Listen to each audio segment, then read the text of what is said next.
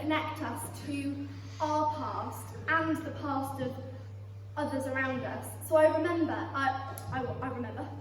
several things, but not what I'm going to say next. I wonder, can you remember, what did you have for breakfast this morning? Porridge. Yeah? Can you remember what you were doing this time yesterday?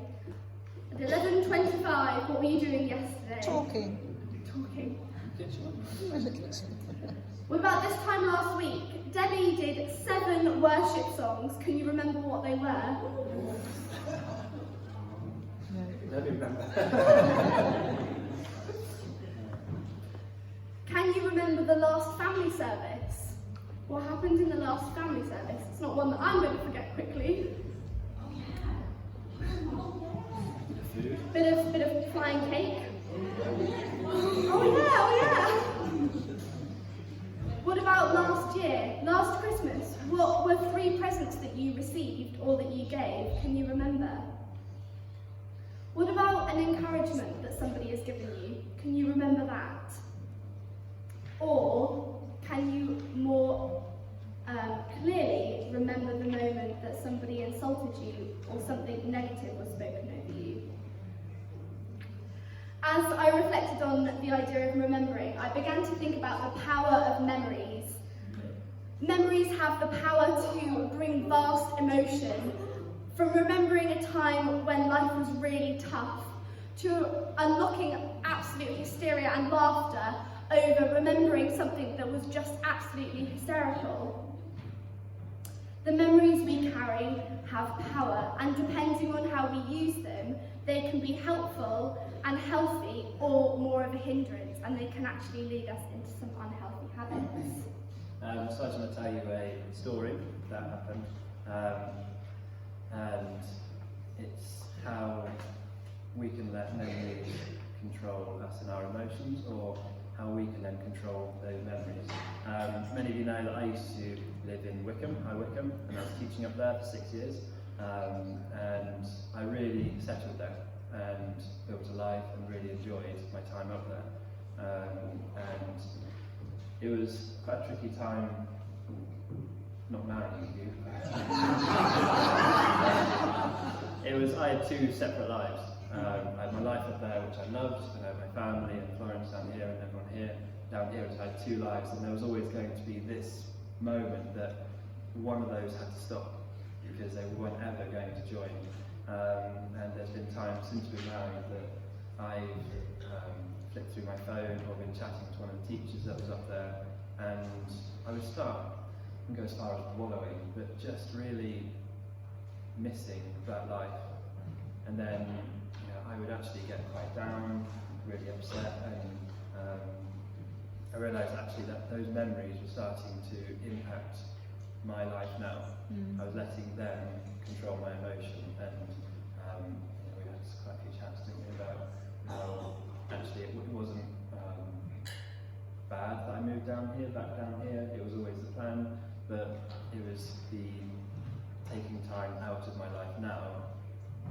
Wasn't wishing for being back there, but it's that the grass isn't always greener on the other side. And yes, that was a great time in my life, and I can reflect on it and remember it for all the good times, but if I spend time now mourning it almost, that's actually not going to be healthy for me now. So yeah, that was an interesting thing we found out. So yeah, it's making sure you're in control of your memories, not letting them control you. Yes. So we've talked about how memory is a really important part of our life, but I wonder if ironically we actually forget how important memory is. From small things like remembering where you left your phone, or remembering the deadline of a piece of homework that you've forgotten to hand in, to remembering when your wedding anniversary is, or really important things to remember. But the thing about remembering is that, as with many things, I think it's really important that we learn how to remember. So number 1, to learn to remember good times when you are in bad times.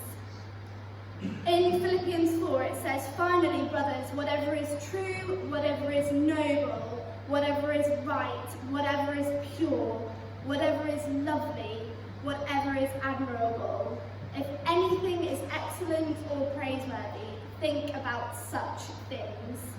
So to be able to remember times in our lives, moments that are pure, moments that were lovely, moments that were excellent or praiseworthy, these are things that we can use as a weapon to fight the times when we are really, in that wintry season.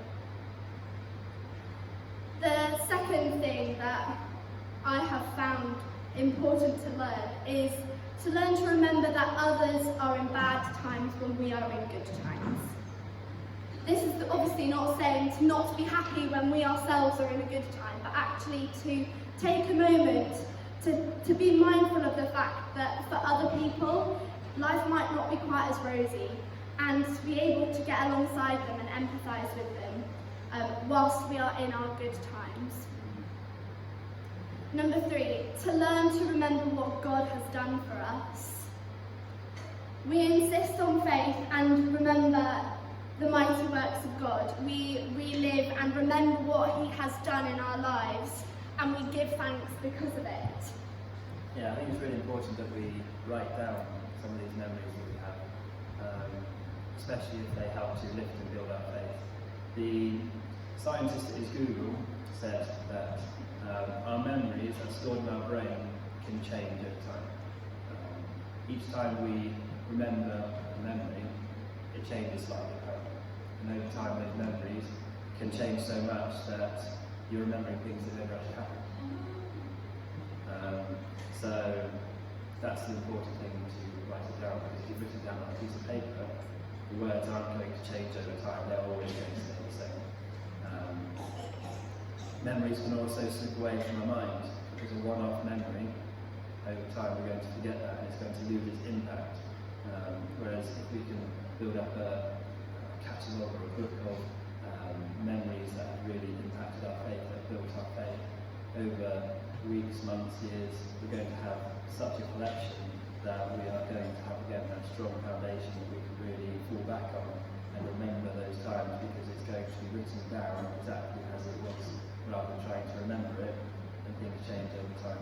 So yeah, writing down memories can really be a way of building and keeping our faith. And the last thing, to learn to remember who Jesus is and who we are because of Him. How many people have heard the phrase, when something goes wrong, oh, well at least this is okay, or at least this has happened, or at least you have this. Yet how often does the reassurance that we are given contain Jesus and who He is? He is our solid rock, He is our Redeemer, He is our shepherd, and He is the way. Because of Him, we are able to be children of God, and far too often we forget who we are and who Jesus is, and the fact that He is on our side. If God is for us, who can be against us? So my challenge for myself is to rekindle the memory of who Jesus is and what impact that has on my life. How mighty and awesome and praiseworthy is the God that we serve, the one who made the stars, the one who knows each and every one of us by name, and that loves us more than we could ever know or comprehend.